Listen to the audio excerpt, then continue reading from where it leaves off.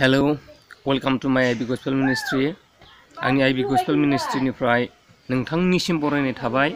लोगोसे आं नोंथांमोननो बयनोबो फोरबो जिसु ख्रिस्टनि मुङै गाहाम हामलायनाय जासिबाय।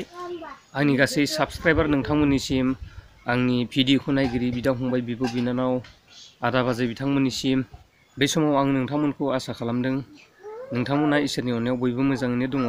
आंबो मोजाङैनो दङ। जों बयखौबो इसोरा मोजाङै लाखिदों होननानै आं सानदों। बे समाव आं नोंथांमोननो मोनसे गोदान भिडिअ लाबोदों। बियो जाहैबाय आंनि कमेन्ट बक्सआव मोनसे कमेन्ट सफैदों जे बिथाङा बुंदों जाहैबाय आंनि भिडिअ बानायनायफोरखौ बिथाङा नायदों आरो बेबायदिनो गावबो गोसो जादों आं बायदि भिडिअ बानायनो। दा बिथाङा बुंदों जाहैबाय आंबो बानायगौमोन, माने आं बोरै बानायनो बोरैहाय बिथाङा बेबायदि बुंदों। बिथाङा कमेन्ट हिसाबै लिरदों। बिथांनि मुङा जाहैबाय निताराम नार्जारि।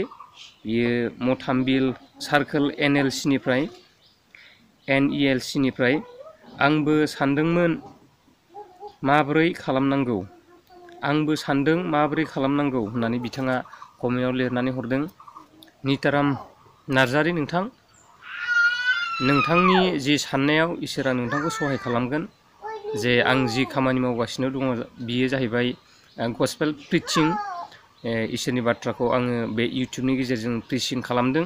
नोंथाङाबो निसय जे नोंथांनि गोसोआव बे इसोरनि बाथ्राखौ प्रिचिं खालामनो इसा जादों जानो हागौ। नोंथांनि साननायाव इसोरा नोंथांखौ सहाय खालामगोन। जे आङो दिनै जिखिनि नोंथांनो आइडिया हरनो हायो आङो हरगोन। बिनि गेजेरजों नोंथाङा सोलोंनानै लानो हागोन आरो सोलोंनायनि गेजेरजों नोंथाङा आंबायदि सासे नोंथाङाबो इउटुबनि गेजेरजों गस्पेल प्रिचिं खालामनो हागोन। बेबायदि इउटुबनि गेजेरजों नोंथाङा गस्पेल प्रिचिं खालामनो सानदोंब्ला नोंथांनो गिबियाव नांगोन गंसे एन्ड्रइड मबाइल फन नोंथांनो नांगोन। जाय एन्ड्रइड फना केमेरायाव एसे मोजां कुवालिटिनि, अब्लानो नोंथाङा हागोन। बे फननि थ्रुयैनो फनजोंनो नोंथाङा बे भिडिअफोरखौ बानायजोबनो हागोन आरो नोंथाङा इउटुबखौबो बेबायदिनो सालायलांबाय थानो हागोन। जे नोंथाङा माथ्र नोंथांनो बे फनाव मोनसे एप्स नांगोन, जाय एप्सजों भिडिअफोर बानायनो हायो। आरो बेबायदिनो नोंनो मोनसे इउटुब एकाउन्ट नोंथांनो नांगोन। बे गिबियाव नोंथांनो नांगोन जाहैबाय इमेल एकाउन्ट। बिनि उनाव नोङो इमेल एकाउन्टनि गेजेरजों नोंथाङा इउटुब एकाउन्ट खुलिनांगोन। आङो काइनमास्टार बाहायो। सोरबा बेबायदिनो गुबुन एप्सफोर बाहायो। आंहा गंसे डेस्कटप कम्पिउटार दङ। जेब्ला समाव आङो डेस्कटप कम्पिउटारजों बानायो, आङो बेवहाय काइनमास्टारजों बानाया। आङो मोनसे फिल्मरा होननाय मोनसे एप्सजों आङो एडिट खालामो। जेब्ला समाव आङो आंनि कम्पिउटारजों आङो बानायो। आरो जेब्ला समाव आङो आंनि जि मबाइलजों बानायो अब्लाथाय आङो काइनमास्टारजोंनो बानायो। दा बियो नोंनि इस्सानि सायाव, नोंनि गोसोनि सायाव सोनारगोन नोङो बबे मोनसे एप्सजों बानायो। ना काइनमास्टारजों बानायो, ना फिल्मराजों बानायो, ना पावार डिरेक्टरजों बानायो, बे नोंथांनि इस्सा। दा बेखौ नोंथाङा प्ले स्ट'राव थांनानै काइनमास्टार होननानै लिरना होब्लानो बेखौ मोनगोन। नोंथाङा बे एप्सखौ डाउनलड खालामनानै लानांगोन आरो बेनि गेजेरजों नोंथाङा भिडिअखौ एडिट खालामनो हागोन। नोंथांनि गोसो बायदि एडिट खालामनो हागोन। बेखौ सुंद' समनि गेजेरजों सोलोंनाया एसे गोब्राब जागोन। बेखौ नोङो बानायलांबाय थाब्लानो लासैनो नोंथांनि नलेजआ बे एप्सनि सायाव बारायलांबाय थागोन।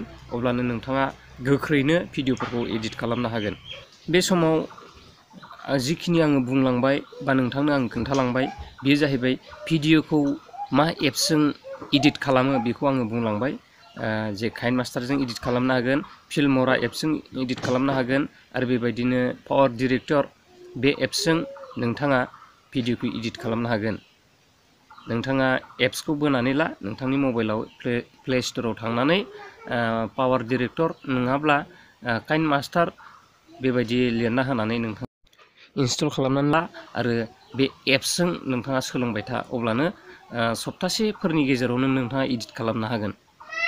दानिया नोंथाङा बोरै भिडिअखौ एडिट खालामनांगौ बेखौ आं नोंथांनो एसे फोरमायनो नागिरदों। जे बे एप्सखौ नोंथाङा डाउनलड खालामखांनायनि उनाव नोंथाङा सोलोंनांगोन जे माबोरै भिडिअखौ एडिट खालामो। आथिखालाव गोबां टिउटरफोर दंसै इउटुबावनो। जे नोंथाङा इउटुबाव थांनानै हाउ टु एडिट भिडिअ बाय काइनमास्टार बुना होबानो गोबां टिउटरफोर नोंथाङा मोनगोन। गोबां टिउटरफ्रा इउटुबनि गेजेरजों बेबायदिनो टिउसन होबाय थायो। बेबायदिनो नोंथाङा बे इउटुबाव थांनानै हाउ टु एडिट भिडिअ बाय काइनमास्टार लिरनानै बुना होबानो सार्च खालामना होबानो नोंथांनियाव गोबां टिउटरफोरनि भिडिअफोर फैगोन। नोंथाङा बेखौ नायनानै ला आरो नायनानै नोंथाङा बेजोंनो सोलोंनो हागोन। आंबो बेबायदिनो इउटुबनि गेजेरजोंनो सोलोंनानै लादों। आंखौ रावबो फोरोङाखै, आं इउटुबनि गेजेरजोंनो सोलोंदों आरो बेबायदिनो आङो दासिम भिडिअ बानायबाय थादों। फर एग्जाम्पल नोंथाङा भिडिअ एडिटिंखौ रोंजोब्बाय आरो नोंथाङा भिडिअ बानायनोबो हाबाय, नाथाय दानिया नोंथाङा इउटुबाव आपल'ड खालामनांगोन भिडिअखौ। दा आपल'ड खालामनो थाखाय अब्ला नोंथाङा इउटुब एकाउन्ट थाग्रोनांगोन। दा इउटुब एकाउन्टखौ नोंथाङा खुलिनानै लानांगोन। इउटुब एकाउन्ट खुलिनायनि सिगाङावनो नोंथाङा इमेल एकाउन्ट थानांगोन। इमेल एकाउन्ट नोंथाङा इमेल एकाउन्टखौ क्रियेट खालामनानै लाग्रो आरो बिनि उनाव इउटुब एकाउन्टखौबो क्रियेट खालामनानै ला आरो क्रियेट खालामनानै लाखांनायनि उनाव नोंथाङा बे नों बानायनाय भिडिअखौ आपल'ड खालामनो हागोन। दा बिनि थाखाय नोंथाङा आरोबाव सोलोंबावदो। ओरैबायदि सोलोंनो हागोन how to create email account. इउटुबाव बुना होबानो बिनि टिउसन होग्रा भिडिअफोर माखासे भिडिअफोर नों मोनगोन। बेहाय नायनानै नोंथाङा सोलोंनानै लादो आरो बेबायदिनो बे इमेल एकाउन्ट जोबखांनायनि उनाव बानायखांनायनि उनाव नोंथाङा आरोबाव इउटुब एकाउन्टखौबो खुलिदो। बेखौबो ओरैहाय नोङो लिरनानै हो how to create YouTube account. बेनि उनाव नोंथाङा सोलोंनानै लादो आरो सोलोंना लानानै जोबथारनायाव how to upload video in YouTube नोंथाङा लिरनानै हो आरो सार्च खालाम। अब्लानो नोंथांनो गासै सोलोंनांगौ बाथ्राफोरखौ इउटुब एकाउन्ट खुलिनाय, इमेल एकाउन्ट खुलिनाय आरो बेबायदिनो बोरै भिडिअखौ इउटुबाव आपल'ड खालामनांगौ नोंथाङा इउटुबाव नायब्लानो गासैखौबो मोननो हागोन आरो सोलोंनो हागोन। बेनिखायनो आं नोंथांखौ खावलायबाय इउटुबनि गेजेरजों नोंथाङा सोलों आरो बेबायदिनो सासे नोंथाङाबो इउटुबनि गेजेरजों गस्पेल प्रिचार नोंथाङाबो जा, आं नोंथांखौ खावलायो। मानोना जोंनि इसोरनि बाथ्राखौ बासायजानायनि खोथाखौ बयबो बुहुमनि मानसिफ्रा मिथि मोननांगौ, बर' हारिनि मानसिफ्राबो मिथि मोननांगौ। मानोना जों बयबो बासायजानांगौ। दा नोंथाङाबो बेबायदि प्रिचिं खालामनो हायोब्ला, आंबो बेबायदि प्रिचिं खालामनो हायोब्ला निस्सय जोंनि बर'फ्रा बासायजानायखौ मोननो हागोन। आं बेखौनो आसा खालामो। आंनि आंगोनि निताराम नार्जारि नोंथां, आङो गोबाव खालामनो सानासै, बेखिनियावनो आङो दोनथ'नो सानबाय। नोंथांनि साननाय आरो नोंथांनि नाजानायाव इसोरा आशीर्बाद होफ्लायथों आरो नोंथांनि नाजानाय आरो नोंथांनि बे साननायाव इसोरा सहाय खालामथों आरो बे इसोरनि सहायजों नोंथाङाबो गस्पेल प्रिचिं खालामनो हाथों, आं बेखौनो मिजिं लाखिबाय।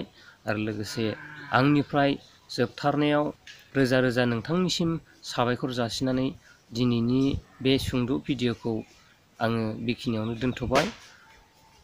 बासायगिरि प्रभु जिसु ख्रीष्टनि मुङै आमेन।